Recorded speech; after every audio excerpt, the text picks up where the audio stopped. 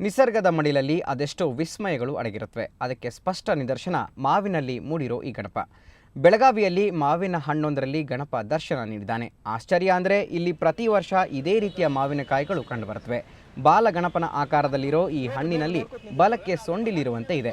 ಅಲ್ಲದೆ ಒಂದು ಹಣ್ಣು ಇನ್ನೊಂದು ಹಣ್ಣಲ್ಲಿ ಸೇರಿಕೊಂಡು ಥೇಟ್ ಗಣಪನ ಮುಖದಂತೆ ಗೋಚರಿಸ್ತಾ ಇದೆ. ಸದ್ಯ ಕಾದರೊಳಿಯ ಅಜ್ಜಪ್ಪ ಪಾಟೀಲರ ತೋಟದ ಈ ಮಾವಿನ ಗಣಪನ ದರ್ಶನಕ್ಕೆ ಜನ ತಂಡೋಪತಂಡವಾಗಿ ಆಗಮಿಸುತ್ತಿರೋದು ವಿಶೇಷ.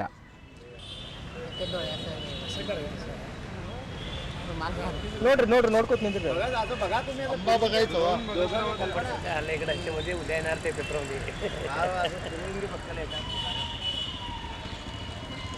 ಬಲಕ ಮುರುಗದ ಆಗ ಸೊಂಡಿ ಬಂದಿರತಕ್ಕಂಥ ಈ ವಿಶೇಷ ಗಣಪ ಈ ಸಲ 10 ವರ್ಷದಿಂದ ಸಿಗುವಾಗ ಈಗ 2 ವರ್ಷದ ಹಿಂಗೆ ಒಳ್ಳೇದು ಆಗೈತೆ ರೀ.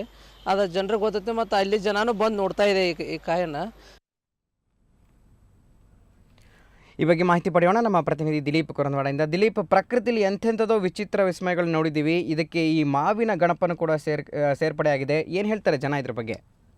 ಹೌದು ಗುರುಪ್ರಸಾದ್, ಏನಂತಾರೆ ಬೆಳಗಾವಿ ಜಿಲ್ಲೆ ಇದು 3ನೇ ಘಟನೆ. ಮೊದಲನೇ ಘಟನೆ ಏನಂತಾರೆ ಬೆಳಗಾವಿ ಜಿಲ್ಲಾಸ್ಪತ್ರೆ ಇರ್ತಕ್ಕಂಥ ಒಂದು ಆಲದ ಮರದಲ್ಲಿ ಗಣೇಶನ ವಿಗ್ರಹ ಮೂಡಿಬಂತದ್ದು. ಅದಾದ ನಂತರ ಚಿಕ್ಕೋಡಿಯಲ್ಲಿ ಒಂದು ಏನು ಹಾವಿನ ಹುತ್ತ ಇದೆ, ಆ ಹಾವಿನ ಹುತ್ತ ಕೂಡ ಗಣೇಶನ ಏನು ಮೂರ್ತಿಯನ್ನು ಹೋಲ್ತಕ್ಕಂಥ ಹುತ್ತವಾಗಿತ್ತು. ಈಗಾಗ ಇದಾದ ನಂತರ ಇದು ಕಾದ್ರೋಳಿದ 3ನೇ ಘಟನೆ ಇದು. ಈಗ ಏನಂತಾರೆ ಸುಮಾರು 10 ವರ್ಷಗಳಿಂದ ಈ ಒಂದು ಮಾವಿನ ತೋಪಿನಲ್ಲಿ ಈ ತರ ಒಂದು ಗಣೇಶನ ಮೂರ್ತಿಯನ್ನು ಹೋಲ್ತಕ್ಕಂಥ ಮಾವಿನ ಹಣ್ಣುಗಳು ಕಂಡು ಬಂದದ್ದು ಬಹಳ ವಿಶೇಷವಾಗಿದೆ. ಮತ್ತೆ ಇಲ್ಲಿರ್ತಕ್ಕಂಥ ಎಲ್ಲ ಏನು ಸುತ್ತಮುತ್ತಲಿನ ಗ್ರಾಮಸ್ಥರೆಲ್ಲ ಹೋಗಿ ಈ ಗಣೇಶನ ಮೂರ್ತಿ ಇರ್ತಕ್ಕಂಥ ಮಾವಿನ ಹಣ್ಣು ನೋಡ್ಲಿಕ್ಕೆ ಹೊರಟಿದ್ದಾರೆ. ಮತ್ತೆ ಇದು ಸುಮಾರು 10 ವರ್ಷದಿಂದ ಪ್ರತಿ ವರ್ಷವೂ ಕೂಡ 2-3 ಕಾಯಿಗಳು ಈ ತರ ಆಗೋದು ಅಜ್ಜಪ್ಪ ಪಾಟೀಲ್ ಅವರು ತಿಳಿಸಿದ್ದಾರೆ. ಮತ್ತೆ ಅಜ್ಜಪ್ಪ ಪಾಟೀಲ್ ಕೂಡ ಈಗ 2 ವರ್ಷಗಳಿಂದ ಒಂದು ಒಳ್ಳೆ ಬೆಳೆ ಕೂಡ ಬರ್ತಾ ಇದೆ ಅಂತ ಹೇಳಿ ತಿಳಿಸಿದ್ದಾರೆ ಗುರುಪ್ರಸಾದ್. ಓಕೆ, ಈ ಒಂದು ತೋಟದ ಮಾಲೀಕರಾದಂಥ ಅಜ್ಜಪ್ಪ ಪಾಟೀಲ್ ಏನು ಹೇಳ್ತಾರೆ ಇದ್ರ ಬಗ್ಗೆ?